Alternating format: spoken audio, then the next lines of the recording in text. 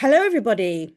We've already had a bit of a start with this one, and Louise has corrected me. I was saying welcome to the first episode of 2026. She kindly reminded me that it's the second, but I think that sort of shows where we are a little bit like still in that Twixmas and not quite knowing which day it is. So, this is episode 7, I do believe. And I can't believe the stats for you all listening. Thank you so much. We're getting the most incredible feedback from everyone across the sector and really seem to be hitting all the spots. So this week, this is almost like an emergency pod a bit, isn't it? The Children's Commissioner published a report that, should shock us all, probably doesn't shock some of us. Confirms what carers and frontline workers already know, that children are basically being failed systematically, illegally, quietly, unsafe placements, exhausted carers, systems breaking down. We all know this isn't policy failure, it's a human one, really, if I'm honest. It really is a human failing, and that sort of goes very deep into this whole crisis. I can't really go on for another minute. It just can't. We keep talking honestly about why this keeps happening, what actually needs to change. More importantly, I think we want to start talking about what action we're going to take. It's time for the talking to stop. Hello, Louise. Hello, Sarah, How and are you? welcome everybody. It's lovely to be here again. And yes, this does feel like an emergency. I was only talking about the unregulated children's homes twice last week and this early this week, and then the Children's Commissioner's report came out, and it's heartbreaking, infuriating, and sickening. Mm. I think Sarah and I are independently, but when we're together, we feel ourselves hardening to this, and it feels like a call to action now.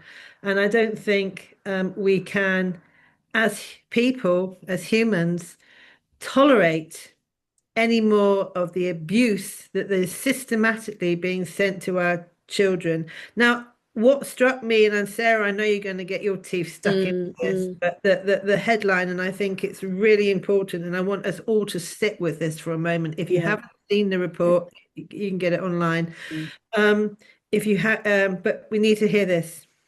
Around 669 children are in unregulated homes, costing 353 million in Mm. a single year, over £10,000 a week per child for placements that are illegal.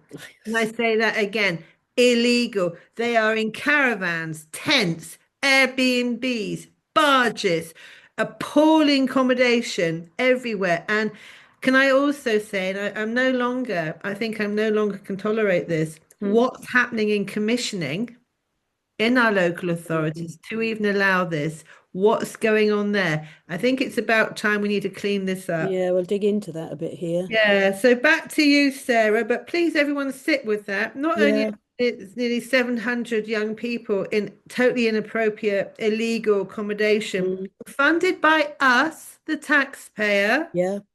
It makes me laugh when they say they can't afford another 50 quid a week for a foster carer. We'll get into that in a bit, but yes, unbelievable. Well, let's have a look at the reality. What's happening. Let's look at that report. So yeah, Dame Rachel D'Souza published her second report actually into the use of illegal homes for children in care. That should tell you something that it's the second report. Why are we still not reacted? And when I say illegal, I mean exactly that. Children, like you say, have just said, being housed in caravans, holiday camps, Airbnbs, activity centres, hospitals, even unregistered homes, not for days, not for emergencies, but for months and sometimes years. It's staggering. So look, you've just spoken about some of the stats. Yeah, 700 children nearly in illegal placements. Can you keep saying that word, don't we? Illegal Illegal placements.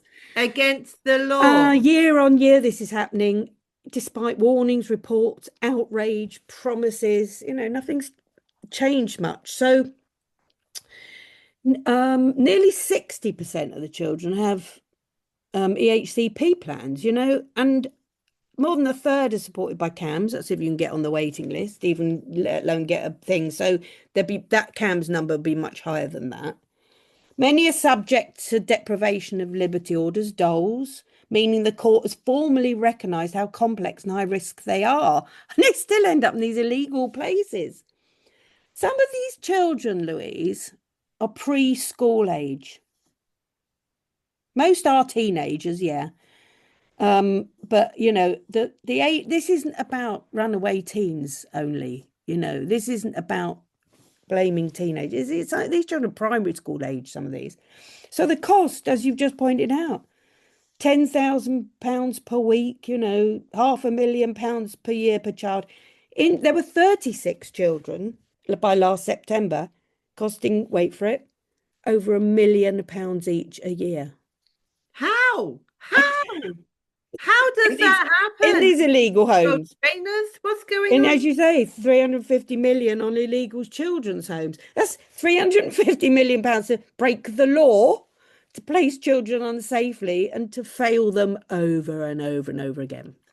We got to So, keep going back to the question. I'm going to keep going back. yeah, What's happening in commissioning? Who knows who? What's going on? what's going What on? murky world has commissioning Yeah. become? What What's going very, on? very murky. What is going on? And what the Children's Commissioner didn't really mince words. Good. She says, and this is the bit that's so pertinent to us. She said, this is what failure looks like in children's services, when a lack of good options is what dictates the quality of care given to a child. So in this episode, I want you to hold on to all the things we're saying here because it's so important. And it's indicative of wide failings across the entire system that any child is in an unregistered, let alone illegal home. The commissioner is clear about what should be happening instead. She says, instead of spending such huge sums on costly crisis care, we should be investing in models of children's social care that prioritize intervening earlier in their lives, keeping them closer to loved ones or in contact with, ensuring that they have stability and support, i.e., stable, loving, fostering families. No one can argue with that. I suppose what we can argue with is how many times we keep saying it and how many times they keep saying it, repeating this and then repeating. What they then do is repeat the same failed systems and funding those who have failed to get us out of this. Absolutely. And I've got a feeling that's coming up soon too with the new government rollout. I'll The just thing, finish by saying, before I hand over to you, that that's what today's episode really focuses on. How did we get to this point? How did we allow it to happen? What conditions have been created that make this feel inevitable rather than outrageous? Why foster care has been allowed to shrink to the point of collapse? I suppose, and most importantly, what can we do differently right now? And are they actually serious about fixing it? Because it didn't happen by accident, did it? And of course, it won't stop on its own. and this is what is so completely troubling.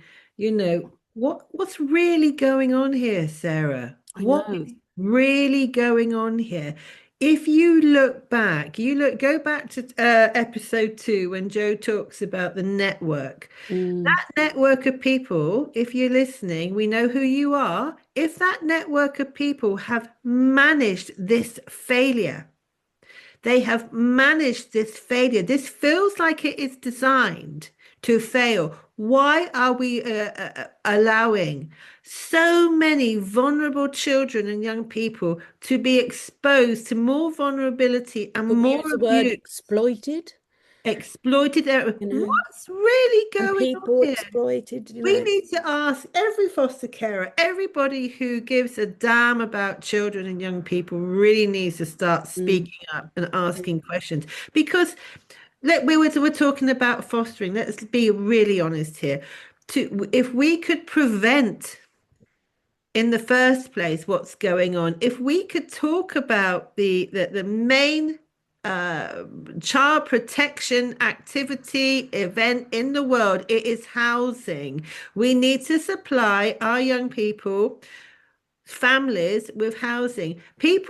Families break down not because they're evil, nasty people. Yes, sometimes they are, Mm. because they are overwhelmed with poverty, with domestic abuse, with substance use. Yeah, These are yeah, yeah. social It's problems. How- intergenerational. It's not, the it- buck doesn't stop there. But then we exactly. get that whole societal thing that which bit do we fix first? But I know that in fixing foster care, it will be an absolute knock-on effect to the whole thing. But why won't they do it? It's Why so won't they do it? screamingly obvious because it's cheaper to protect foster carers in terms of offering them things like pensions, pay, protection, Holiday. equity, Mm, mm, holiday, mm. sick pay, We'll make get them onto part that of in a the bit professional with the worker team. status thing. Yeah. Exactly. It's way cheaper than spending £1 million a I know. year on a So child whose in, say, an agendas does this? Airbnb or a caravan. Yeah. Who's measuring those Whose outcomes? agenda does this actually satisfy? Because it's not the children's. It feels too murky. It feels Mm. very, very dodgy, if I'm honest. Yeah, and I It think, feels well, we've got a dodgy. stellar guest on, haven't we? I think it might be next week or the week after. And I think as well, there's so many excuses on it. Profits, it's the profits. That's a whole episode we're going to be doing. But to me, I think that's a sleight of hand, blaming the profits for everything, because I think there's something else going on that's equally as controlling, equally as agenda driven by those who would like to virtue signal and press it all onto the profit makers when actually, it goes back to the Joe Handley one and all these murky networks that are actually hugely benefiting, the CEOs, the organizations, the charities, the big charities. Oh God, I'll be looking into Kinship UK this year because we have so many desperate kinship carers coming to Yep. us. And we're going, all right, join us. We will help and support you, even if it's just emotionally. But I'm like, well, what are the big charities doing? So I go to Kinship UK and think, well, these are the guys that I'm not interfered because they're obviously over. Then I find that Kinship UK is run by somebody who used to be at the fostering network, creating all the systems there, that the So mockingbirds and the staying puts and all the things that have desperately failed us. And they've just moved to sideways into Kinship UK. And of course, Kinship Carers are desperate. It's about this. And because it's a charity and because they've got their letters off their name and because they're always the ones in Parliament speaking, even though they've never done the jobs themselves, same as the Fostering Network, it's as though they're untouchable. But isn't it it's clever, that untouchableness? But Sarah, it's perverse. It's awful because those children, those children are so far away from those people. And if they are in those roles that are there to design systems and policy and networks to help children, they are doing the polar opposite to what Mhm. looks like they're helping themselves, feathering Yeah, nests. yeah, Well, yeah, our children are literally dying and freezing. Where is that? It's our money. That's taxpayers' yeah. money. I want I mean, value it's, for money. I want our mm, children to get the best outcomes possible. mm, Most of the time, that's in a really secure, safe, stable fostering placement. yeah. Yes, we need They're residential, properly and there are supported. They totally, don't and there are support these placements properly. I mean, that whole thing, the teenage placements do not need to break down. In fact, I'm just working no, on a new program with somebody very special, on that. And yes, they don't need to break down. We foster teenagers. as You we do. just understand teenagers. The children and the teenagers are not the problem. The problem that is the real big, Mm, glaring problem is the system. And at the top of that system, what looks like and feels like right now is something murky. yep. I like your murky statement. That it is murky. And Mm, do you notice as well, like with the this overt celebration of Ofsted outstandings, which is really disgusting in my view, given that they just pat themselves on the back, celebrate, cheer. It might say, "Oh yeah, we've got to, inspire the staff." No, you haven't. Do your jobs. If you're outstanding, then good. Quietly celebrate. But what does that say to all the children, the shitty outcomes they have, and the foster carers struggling that are going, "Whoopee, we're outstanding," because we know you're not. But then that is also something about, I don't know, Ofsted, about promoting something to be good that it isn't, so that we can say, "Oh, it's really, really working. It must be the kids. It must be the carers, because look, you're outstanding." It's all part of that murkiness. It's very murky. It's so murky. It's a swamp. It's a swamp. So, should we go on to have a look at why nothing changes? Yes, let's do that. Um, yeah, so let's talk about the phrase that always comes next, because every time one of these stories breaks, you know, children in caravans, Airbnbs, but given the same explanation, aren't we? Oh, there was no alternative. It's said almost as a full stop, I think, as if that alone explains everything. But why we never talk about this and this no alternative? We do not speak about it enough. We always come back to the same place, of course. There aren't enough foster placements. And then the sector reaches for the tired explanation, the really tired old explanations of why there are not enough foster carers. Oh, there aren't enough spare rooms. It was COVID that did it. It's a cost of living, it's a financial pressure. Anything except the real reasons. And I'm going to go into some deeper reasons today that we probably don't talk about, because the real reasons are uncomfortable, frankly, created by the system itself, and goes back to your murky stuff. Sometimes it genuinely feels as though foster care has become inconvenient. It's so risky. It's quietly letting it disappear, because that suits a lot of people just fine, doesn't it? I mean, we sound like conspiracy theory, but having had Joe on, we know that it isn't. And because once foster care goes, all the risk can be pushed onto the children's homes.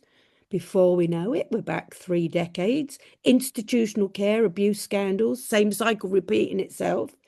Who does that benefit? We talk endlessly about retention before recruitment, but nobody actually wants to do the work of retention. They think recruitment looks easier, quicker, even though it isn't, especially with an assessment process that, for my mind, actively drives good people away. That's a bit weird too, because we know we have better alternatives now. The truth is, the solution has always been sitting in front of us. We need to take care of the foster carers we already have. One of the big influences on whether fostering survives, and this is where I'm going to put in something, a bit of a curveball, okay, is social media. Pretending otherwise is very, very naive. When people think about fostering, they don't go to the glossy advertising. They go to the groups, don't they? The forums, pages where carers talk honestly and endlessly. And what they don't see there, what they see there is uncomfortable. But the system, of course, just dismisses it as a few unhappy carers. But it isn't a few. I mean, our survey showed that. And I think what you've got to really, really remember about social media, it's running the bloody world right now. Yeah. This isn't our level. Culture sits right at the centre of this. Carers repeatedly talk about how they're treated by social work professionals on those platforms. Now, yes, I do the usual thing. There are good social workers as well, but really, you cannot erase the fact that bullying goes on, gaslighting goes on, misuse of power rooted in that deep imbalance where carers have few rights and are still viewed as just the foster carers. Now, when carers speak about this on social media, it's dismissed. And I don't like this word, but this is what, they're just slagging off social workers. As though, it's materialized out of nowhere. As though it's sort of petty or malicious. But these conditions didn't appear out of nowhere. They were created. And while social workers talk about caseloads and pressure, I'm very clear on this. However hard they work, however difficult it is for them, None of that excuses cruelty, abusing power, gaslighting carers into believing they're imagining what's happening to them. You know, I'm saying this out loud today because it has to be said. And here's something that matters. Carers are apparently just slagging everyone off. Have you noticed they never slag off the children or young people? Never. But what an inconsistency that is. You never see that. A huge engagement across my platforms. Thousands and thousands and thousands of carers. If they were just lashing out and being petty, children would be the easiest target.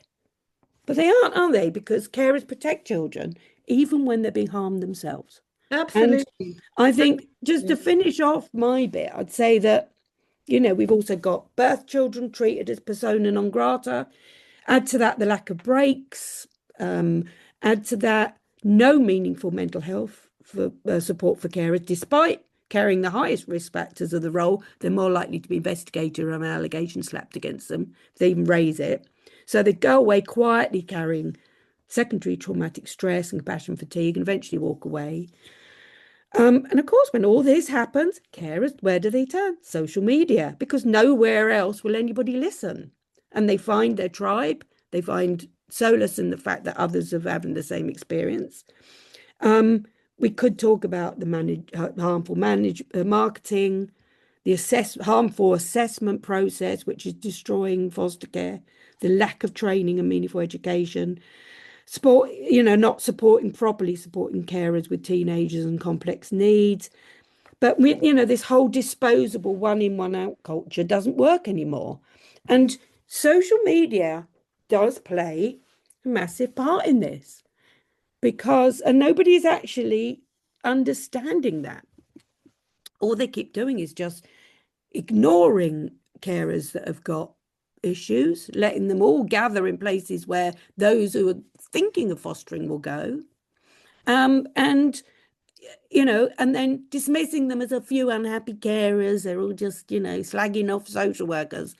Nobody ever turns around and has a look in the mirror, do they? No, they're too scared. Too scared. I mean, I that was a bit, do you think that was a bit harsh from me? no, I I don't. just, Well, I've just, before we came on, I was doing actually on the support line this morning because my team mostly having a break, but I kind of ran up against quite a through of this stuff again, and it's right I up think there I think in now my mind. I think now we're at a critical point with Yeah. Honesty, we need honesty, transparency, you need the proper truth. reflection. And I'm afraid we are going to be critical because, Yeah. as foster carers, if we behaved a fraction like the government is and local authorities are with their spending, we would be removed overnight. Mm, You know, mm, this is that one I think as foster carers, we are just one of the things they are trampling all over. This feels like it's been designed. And what's so perverse for me is that how dare anyone celebrate themselves in a position where they think and believe, or whatever they believe or know, where they feel that they can influence the lives of children for the better. But you look at the stats and mm, they are failing through the. mm. How Oh, and they're all on LinkedIn popping champagne corks. how dare you? God, I it makes me know so it's furious. perverse. It's It not fair. It's sad, no. and it's actually heartbreaking.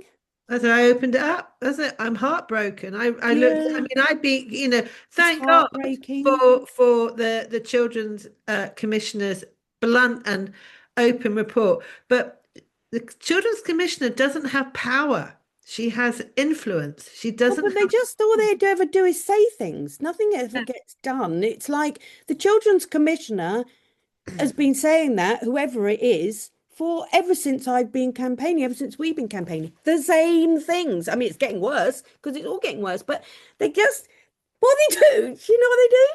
They Well, state the bleeding obvious yeah. and then disappear again. Well, Or they go to Parliament and state the bleeding obvious. We spend so much time stating the bleeding obvious that nobody actually takes any action or it addresses just things. feels like there's a cohort of people feathering their nest, eating at the same tables, Not wanting. They're like in the weirdest denial ever, refusing to let in the truth because it might upset them. But honestly, I feel from my heart and passionately, how dare you take your money for those roles by destroying the lives of children? Mm. Stop it and Stop stop it. it now. Just stop it. Stop Stop it. it. Go off. Go and do something Just else. stop it. Oh God, this is hysteria. I'm not really laughing. It's just hysteria. But I feel that's I wrong mean, with it it. is just, it's painful. It hurts. It's painful. But It's do you think they, visceral. perhaps they honestly, I mean, the trouble is you've got these people running these, like the charities, like Fostering Network, like Kinship UK. Um, they're academics or social workers. Their Fostering Network, I nearly said, sorry, Fostering Network is naughty. Stop it.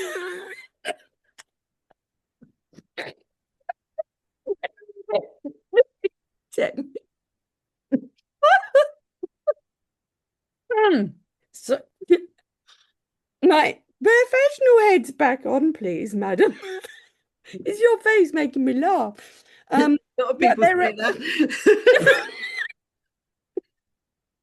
oh God, stop. They're run by, people that don't know anything about it. Do you think they actually believe what they say, perhaps? Maybe it's not just that they're crooked or whatever. It's just that they actually, because of a lack of knowledge and information, I'm trying to be kind here because I can't believe they're all All right voted then, for you. let's swing this round the other way. Because the if you're in government, right? Imagine you're in government. Mm, Don't the government ministers and departments have advisors, mm, advisors from the sector. So if you were in the military advisor, if you were running the military and discussing mm. all things military, would you not consult with someone that had military experience? If Yeah, you were on an equal footing. medical, Yes. you talk to somebody with medical experience. Yeah. We're talking fiscal. Wouldn't you have somebody with financial experience? Yeah, yeah, you Why the would. hell in Mm. children's social care and fostering are we being talked to and about by people who have never fostered and do not have Mm. experience? This Or, end. or they, this is the other thing they do. They will say to you, they would say to you, oh, we consult with foster carers all the time. But they consult Who? with that, well, they're carefully curated, chosen. For instance, they'll choose their Mockingbird hub carers to go to speak to the government. And then the government get this skewed vision of what foster care is and this skewed vision of how successful a horribly failing model is. They'll also get a, the other thing, for instance, just a week or so ago, what do? The Fostering Network revive the dreadful in-house fostering associations, Oh, which yeah. have forums and things that failed miserably. Don't tell me they haven't failed, or why would we be here in the first place? Why would we even have this podcast? I've got a particular, I must admit, I particularly don't particularly like them for various reasons, but because they're always run by the same kind of people. Some are fabulous. I mean, Camden, powerful, amazing, but they mostly run by people who sort of stuck up a bit to management Lapdog. and are run really by the local authority. They say, oh, we're a charity, we're registered as this, we're registered, the minute, like in Hampshire, the minute they don't like them, and Hampshire's went on for a while, but I was part of it and then left and then raised all the terrible things that were going on there. They get closed down. Or what happens is the local authorities say, we do not recognise you anymore. And that's every bit of power taken away. And then all they do is they're like little committees all chat to themselves. The only so many carers don't like those systems. But what do? The fostering network really, it was really, what's the word? Disingenuous. They wanted to claim they've got all these voices so they can keep getting the funding.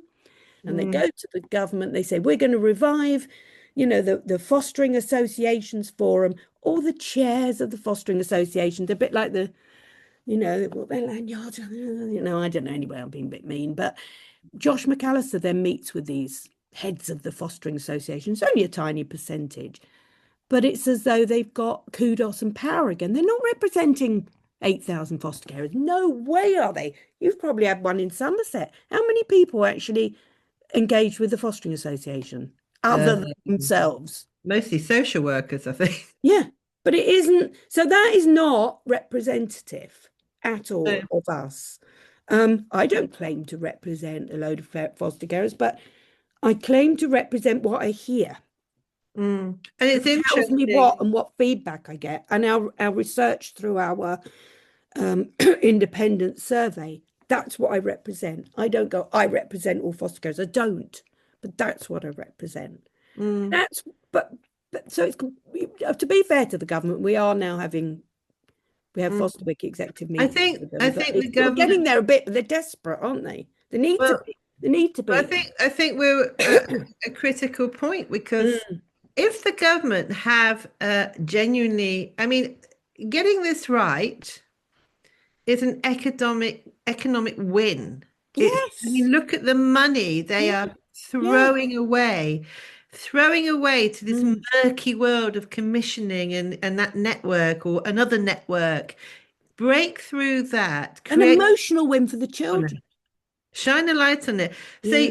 if they get this right, not only, let's forget the bleeding hearts, because I know that hardcore Mm, people haven't got a hoot about your bleeding heart, mm. but it makes economic sense. When we're talking about the lives of children, we want young people to be contributing to society, to be growing our economy, to Yes. not in Not filling the prisons, the homeless, the not be mental health recycling, settings. be, No. be continuing Mm. cycles of exploitation and abuse and Multi-generational trauma. poverty. Oh, goes We on. want the only way you can do that is through foster care. And So you and how I are they know, not doing it? 16 years, we've got like 30 odd years between us, and we've had, I would say, 85% success rate with my young people out in the world without a social worker in sight, with families, many with families of their own, some at university. It can be done.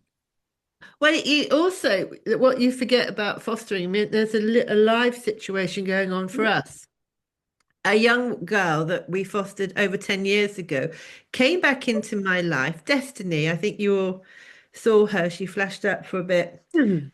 Anyway, she moved out the area for her own safety, went to another area, and is coming back because she wants to be near us. So, as foster carers, we have put ourselves forward as her support network so we can continue to support her and help her into education. We're not being paid.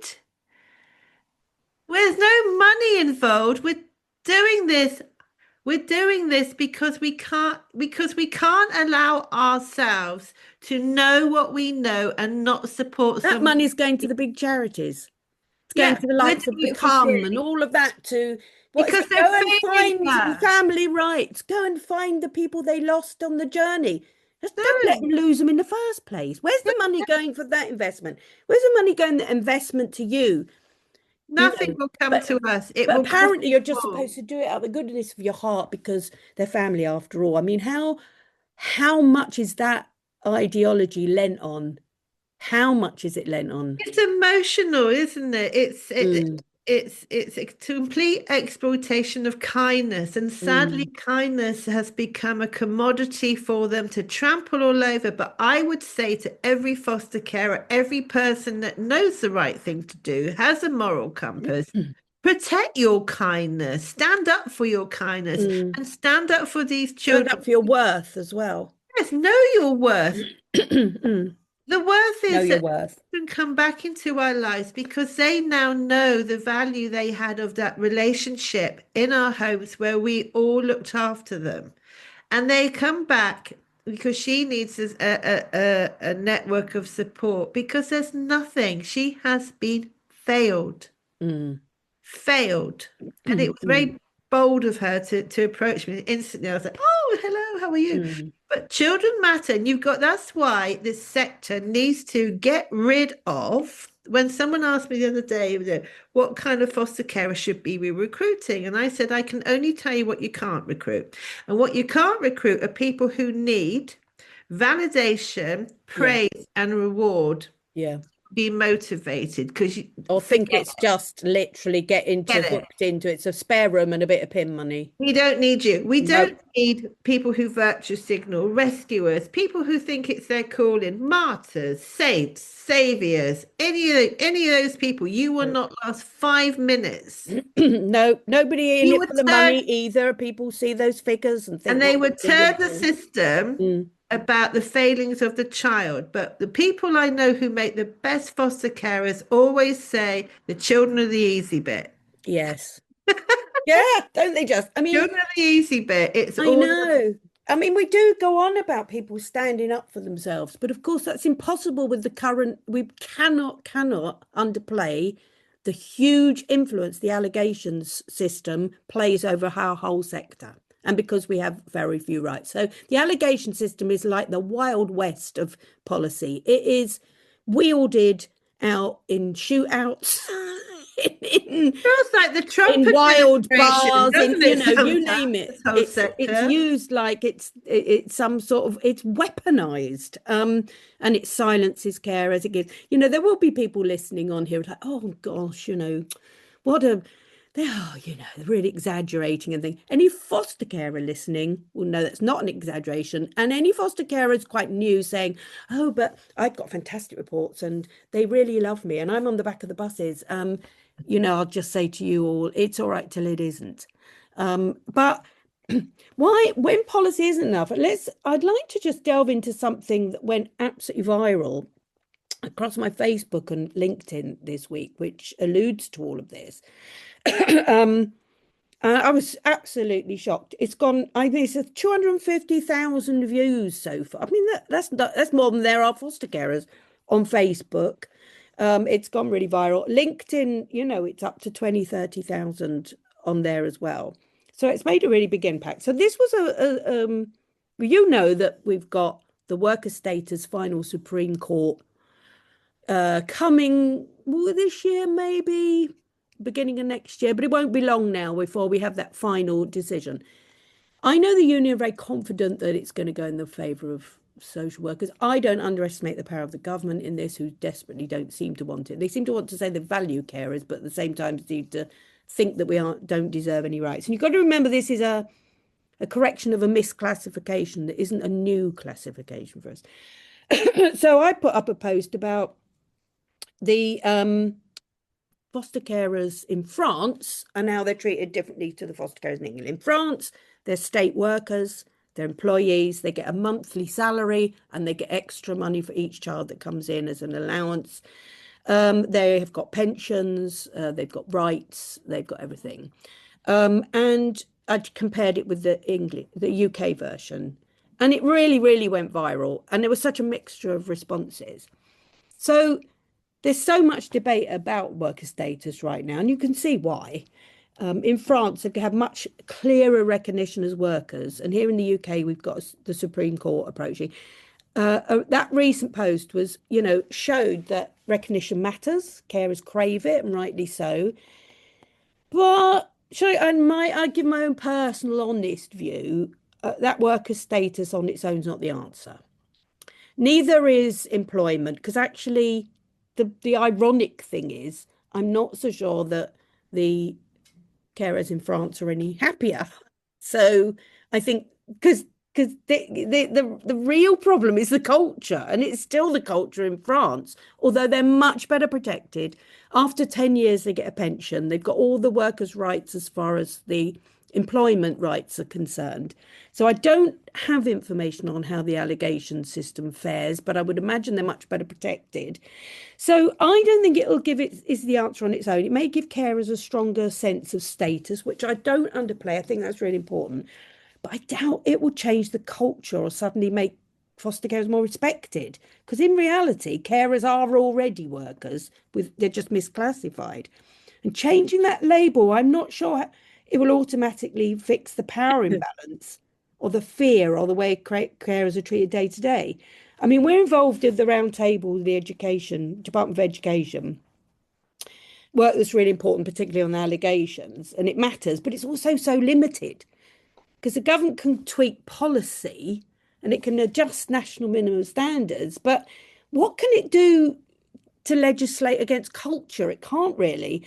And I think that's the real problem. The same people keep setting the agendas, the same models keep being funded, the same failures are repeated over and over again, while the voices that actually understand fostering are still not being the ones listened to. And that goes to culture.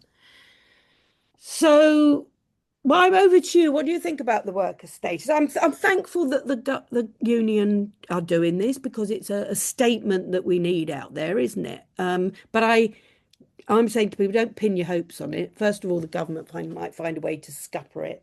Secondly, once it comes through, they go, oh, it only applies to those three that have done the tribunal. Everyone has to apply for their own work status now. I don't know how it's going to go, but I know the union are in talks with the government. But what are your thoughts on it? Well, I don't think it's going to fix culture, the power imbalance, or the fear that already exists and is so embedded in foster care. Mm, Um, the work the DfE feels like tweaking at the moment. I yeah. don't think we've really got stuck We've not in. written it off because they really are seriously engaging with us now. And I'm very pleased Yeah, for that. And I'm very pleased that Josh McAllis is going to meet with us. yeah, And but I and am I hope me, we I'm can. ever hopeful, me. And I think with decent professional interaction with them and no blame, no shame, no nothing, just let's get this done kind of thing. So I can only hope. But the real problem, though, isn't it? It's the same people setting the I agendas, know that is a real problem. same models being Yeah, I funded, know. same failures being repeated, I know. not listening to the right And I people, think they're about to refund it all. which is just insane. I And to be honest hope with you, I am wrong, but I think it was a you're done wrong. deal. I think they're talking about, oh, their government are getting together a new, um, the new what we're going to do to reform retention and recruitment thing. I think they decided it way before You can't have last it both year. ways. You can't be spending £1 million a year on an unregulated illegal placement, Mm, spending £1.10 per hour on a foster carer mm. family. You, No, sorry, it doesn't add up. no, it doesn't You add up. get better outcomes. You're back to your conspiracy theories, aren't you? The Well, murkiness. murky is not conspiracy. No, Conspiracy is it's just not having another conspiracy. No. view. And I'm long enough in the tooth. And I remember I Mm. grew up in care. I've actually hung out of a. Oh, you've been round the block a few I've times, been round the Louise. block many, many times. We And when both have, haven't we? we And both have, and some. when Oh something my don't God. smell right, it's usually rotten. Round the block and back again. I've been Oh. around that block, and I'm afraid that, experience has taught me when it isn't looking right, sounding right, feeling right, then there's going to be some murkiness there. There's some Mm. swamp activity. Well, it is. It's Yeah, this. I mean, like, I do talk about the fostering network, but only because we need to change it. And, you know, um, it's a stranglehold they have over government. They've got to seem to have a stranglehold over them with Mockingbird. Uh, is it because they feel it's the only evidenced kind of program? I mean, we're talking to them now about new programs, but it's it's a tiny percentage I it think it's is. It's just not going to been reach any seen. more. Coram Bath, Foreign Bath, all of them. the monopoly on the assessment process. Well, have been seen as the establishment. Yeah, There are a lot of yeah. people who are drawn to those roles in their careers that like to maybe virtue signal, Mm. maybe they genuinely go in believing that I they're think doing they do. good They work. like to go home at 5:30 as well, have a Yes, weekend but off they and a lot of don't really holidays. know what's going on Mm, because mm, I mean, people like me and people like you, others just sort of keep us to the side because they don't like the mm. truth. But I'm afraid you have to be a troublemaker. You have to rattle cage. Disruptor. A disruptor. Well, whatever. Game changer. I've Against got an award, for that. Did you know that? what, for being a disruptor. I Got had that in no my report at school. trailblazer game changer. I Well, have Woman of the Year award for but being a without game us, changer. and And I know yeah. you did, and it's very, very, very, very exciting because you're the only person I know that's got one. But without people challenging, waking them up, without the truth being taught to power, we've got to Mm, speak to power. Without mm, that, we would never have had women's rights. We would never have voted. We would never have sick pay. We would never have holiday pay.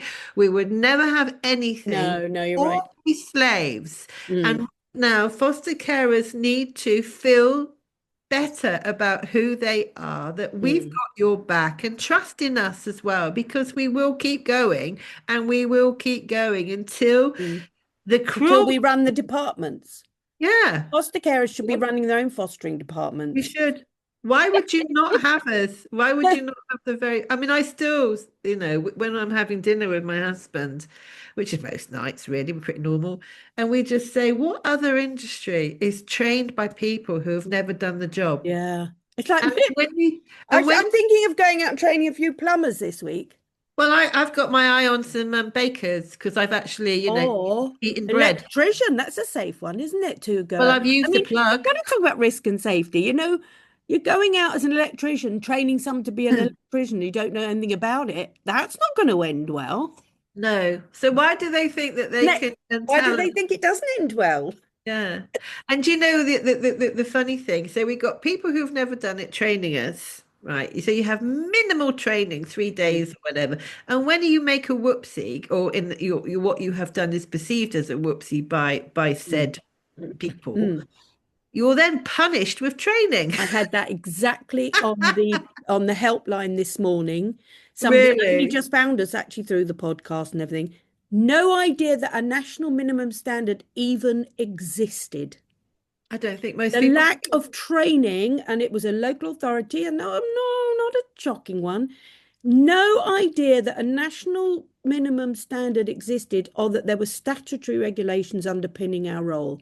Had no clue. All she was told was, "Oh, all this is you just parent," What does that and mean? no meaningful training. What The does that mean? tick Aren't these box children with us because safeguarding and first that it's it's nuts? just horrendous. And what's more, this person had I'd make it disguise it slightly so it's not identifiable, but this is the general gist of it. This person had the same three siblings for 4.5 years, um, and wanted to do the therapeutic sort of trauma-informed training through through the organization. And she was told that she didn't need to do that therapeutic trauma-informed training because she was a short-term carer. Excuse me? Literally, only those on permanence need to have that training. 4.5 years. It does your head in, doesn't it, frankly? I mean, it's just And that's like, quite a what?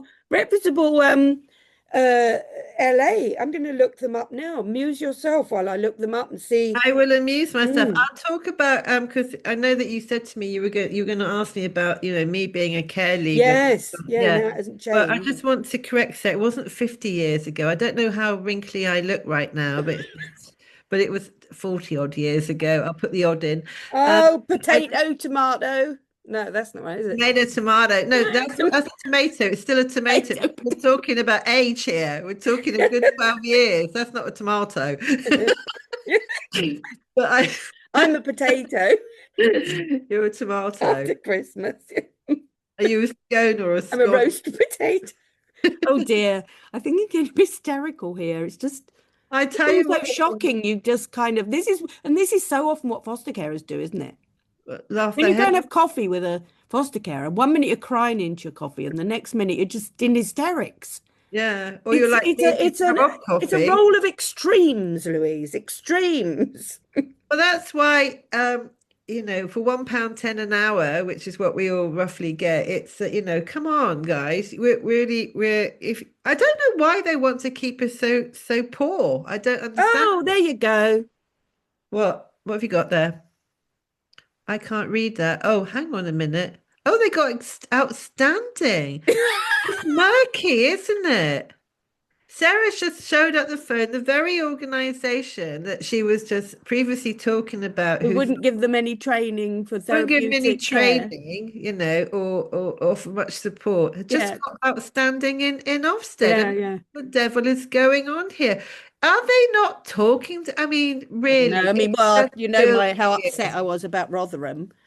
Yeah. We It just just a few feels. weeks after poor old Marcia's Do you inquest. think it's some kind of serious denial? Because they always, what's that saying? A fish is only as good as its head. So if the head is rotten, the fish will stink, or something like that. It's a Maltese saying, I think. But Mm. do you think that the culture within children's social care must come from the top? Well, Because also, I think they believe it a bit. And also, do you know, there's that other kind of culture about, oh, you're just too thick to understand. It's like, and they all move about, don't they? One DCS will move to another place, even if they failed somewhere else, they all get churned and moved around. And, Mm, they're not really, is nobody held accountable? If you've got Ofsted saying that local authority is outstanding and that's what they and that's children's services, and bearing in mm, mind carers are 70% of children. yeah. And you've got, you know, I'm sure that whoever they are, we're not naming and shaming, but they probably go, oh, it's just the few unhappy ones, the usual stuff. But this woman was really well educated, really had a very serious profession before and still doing it part time, very related to what we do. Mm, And, you know, she wasn't one of the few unhappy ones. She worked very professionally with them. And she said they've set up their own groups as they do, WhatsApp groups, and everyone's saying the same thing. And yet when it comes to Ofsted, look at that. They're outstanding. Obviously didn't hear from their carers, did they? no, they didn't, and that's what I mean. Years ago, this whole sector reminds me of years ago when I was a university teacher, lecturer. Um, I wouldn't go to say academics. I didn't feel particularly bright at the time. I became because I wanted to change from my teaching role. I became the union rep, Mm, and I wanted to know why there was so much bullying. And I got a seat at the table in terms of going up to the directorate level, and I used to mm. attend meetings, and all I saw was this. Yeah, yeah. All I saw is what we're talking about Yeah, now. yeah. So I think it's very much a public sector thing. I Systemic, yeah. think it's entrenched. I think when what I find interesting is working with the IFAs, the independent Mm, fostering agencies, because they're businesses and they're mm, agile and they think differently. And mm. I think that Yes, they're not set. I mean, they're local not. They're authorities are free from like, that. They're free, and I yeah. think it's important. I mean, I actually now work amongst the two, but I have to be honest. I favour the private sector Mm, because they're not the monsters that everyone says they are. mm, mm, They are agile. They think differently, but they are using the same. This is where it depresses me. It's exactly the same models almost as the mm, local authorities, mm, which mean everything slows down and it feels sticky and a bit mm, mm. wiggly. But they're also using the same bank as social workers who move around. And Yeah. it must be deeply frustrating that they can't influence, they can influence the business model, but they Mm, can't influence that model. And mm, it feels so public sector, and everyone I know in public sector is always looking for a door out, or they're just hanging for the pension because they've mm, those mm, gold standard pensions in a lot of mm, these organizations. And I get that.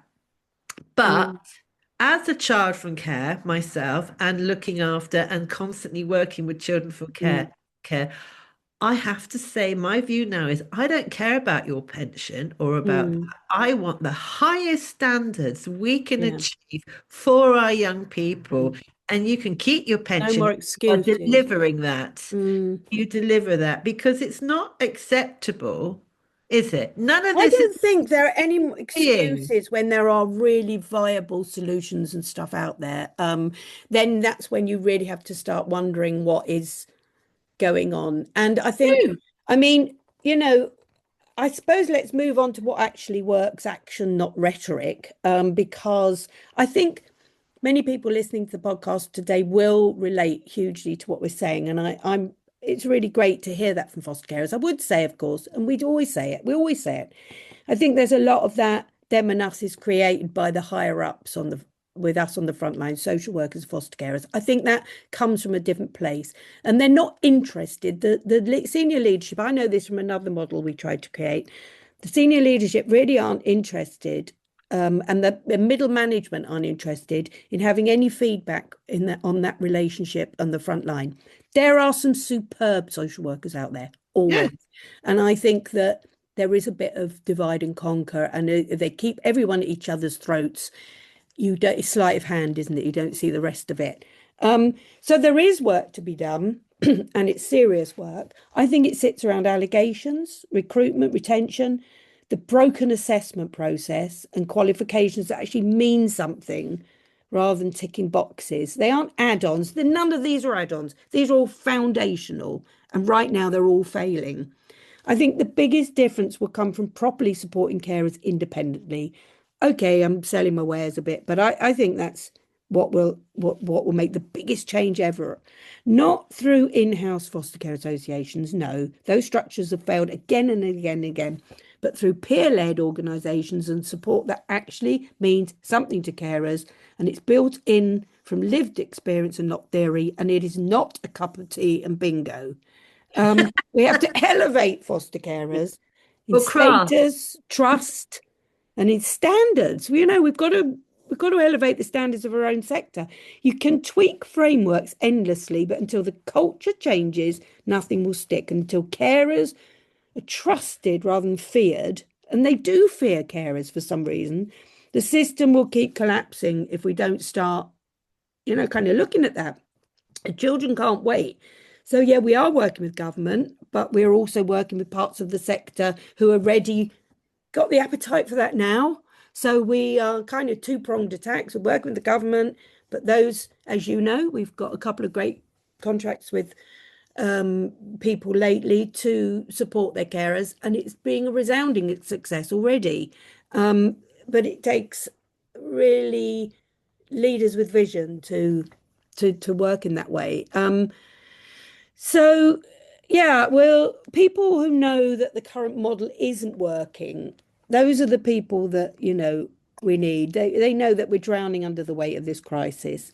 So it isn't about selling anything of our own, but it's about acting on decades of evidence and experience, really, isn't it? And putting solutions into practice now, not years from now. That's what really, really matters to me. Like that daft kinship thing. Kinship UK have, what I was talking about earlier, have promoted this marvelous new pilot that Josh McAllister's rolled out. Well, you know what the pilot is? Go on. To pay kinship carers in just 10 local authorities, bearing in mind how many local authorities there are. 152. Yeah, well, there you are. 10 of them paying the carers the minimum child's allowance for the kinship carers for 3 years to see if it works. Oh, for goodness sake. Oh, really? Kinship UK all over there thinking, oh, isn't this marvellous? This new pilot.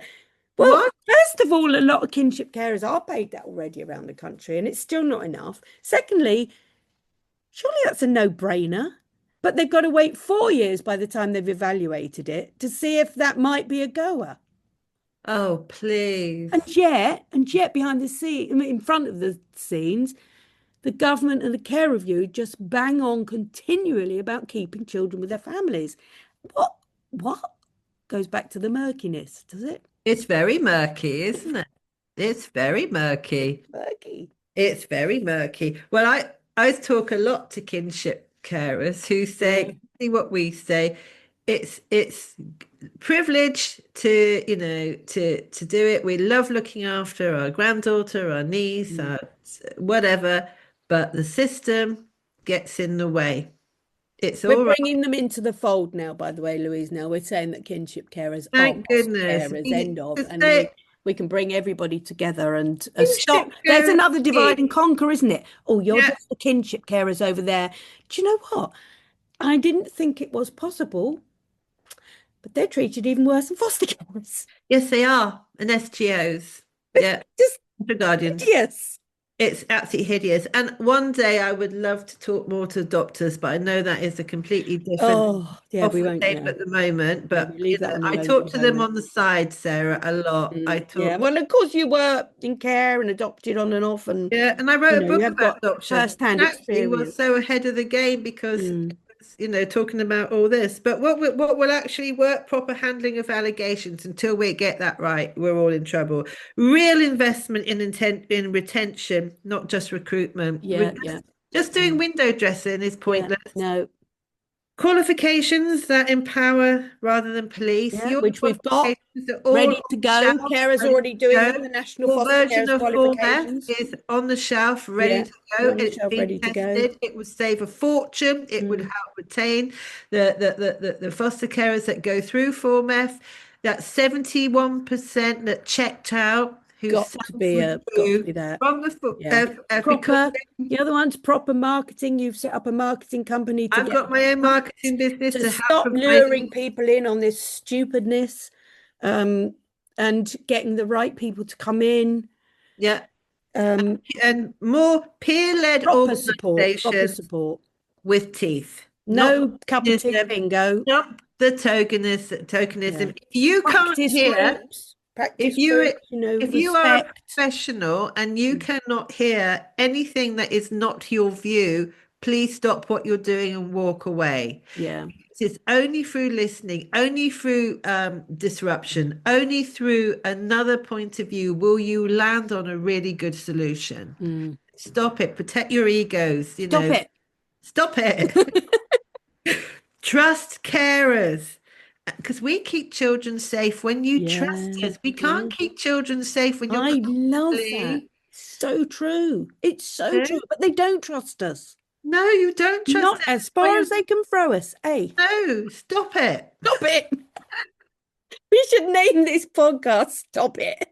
Just stop it. Listen, I think what's good though is we're not just we aren't just here moaning and raising issues and telling them all over again. We're telling everybody out there we have the solutions. We do. Trust They're us. ready to Trust go. us. We're ready to go. It's all on the shelf, ready to go. We have the solutions. If you're a brave leader out there, if you're a mission-led breeder, if you're breeder, we cut that bit out. Yeah, if you're a a leader or a founder out there who's led by a fabulous vision, we've got all the answers. We aren't standing here going moaning about it with no answers. But No. what we need is people to stand up Yep. and start to engage with those It's solutions. not, And they it's all not come from foster carers. So It's not complicated, is it? None of this. Treat mm, carers as risks. Children become collateral damage. yeah, End of. yeah. This is not complicated. It's just inconvenient for those who benefit from the system staying exactly as it Mm, is. mm, That murky waters of a system. mm, So if you are a provider that wants to cut through this and wants to do mm. good work, we're here to help. We I've are got here to help. an agency And that we've spent, you've we've got all earned the our work. stripes, haven't we? We've spent a long, long time My and a entire long, bumpy life. journey. I think we wrap up about here because otherwise we go on for, I mean, it could never end with this really. But I think for me, summing up, that the commissioner's report is shocking. We should remain in shock and awe and not just go, oh, here's another report. And for us, 2026 is all about action. It's all about change. Hang on in there if you're a foster carer. Honestly, hang on in there. It is going to get better and we will make it better. If you're in the social work, also hang on in there and let's come more together than apart. And for me, so important is look behind everything. Yep. Don't take anything at face value. What are the conditions that led us here? What really needs fixing? Stop it with the sticking plasters. I think that's all I've got to say today. I think that's wonderful. And when social workers and foster carers work with trust, it's a completely different vibe. Oh, totally. Children benefit. Mm, Yes, we have been pitted apart. Don't let that happen. mm, You've all been brainwashed into thinking that the other is lesser. yeah. And I gained so much from the knowledge of social workers, but it can't go on as it is. No, And pretending otherwise is simply a choice. I like that. We'll end on that. Do you want to see us out, Louise? Are we to sing? What do you want me to do? Oh, no, when you I say wouldn't, stop it again, because I like the way you say I that. won't sing because we're never getting one back. I just want to say thank you. Thank you to the Children's Commissioner for putting out the Yeah. report. Keep going, keep going. And I want to say to our foster carers and to our social work friends out there, let's work together. Let's keep Mm, pushing. If you are a provider and you want to get more foster carers and you want to retain them, talk to us. We're ready to go. We can make that happen for you. We're mm, not here to sit on the fence. So no. we can only work with those of you who really want change. Mm, And change does mean profit. And it also means the best outcomes. Why can't we have both? yeah. Oh, here, here. Nice ending. Thank you for listening, everybody. Keep listening, keep spreading the word, keep following the podcast, pressing the follow button, and keep telling all your friends about it. And write in if you want subjects covered, if you want particular guests in, just let us know. All the feedback is gratefully received. And we will soon be doing, and I'll let you know, a question time episode. So we'll be gathering questions for that. So until next week, thank you very much for listening. And it's over and out from us. Bye. Take care. Bye, everyone. Bye. Bye.